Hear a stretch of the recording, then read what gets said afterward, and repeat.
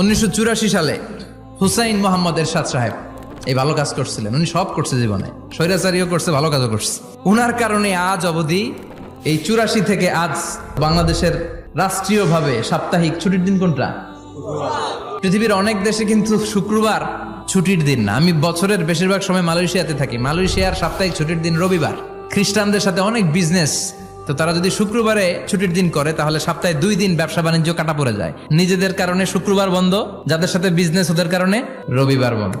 আমরা আলহামদুলিল্লাহ আল্লাহর দেয়ায় পবিত্র দিনটাতে পেয়েছি জুমাবার। আলহামদুলিল্লাহ পড়েন। আলহামদুলিল্লাহ। 3টা জুমা যদি কেউ মিস করে 2টা পানিশমেন্ট। এক হচ্ছে তবে আল্লাহ ফি কলবি, আল্লাহ অন্তরে মোহর মেরে দেয়, ভালো কথা ভাল লাগে না, নামাজ ভাল লাগে না, আজান ভাল লাগে না, ইসলাম ভাল লাগে না, শুধু মৌজ মাস্তি ভাল লাগে। এরকম আছে না নাই?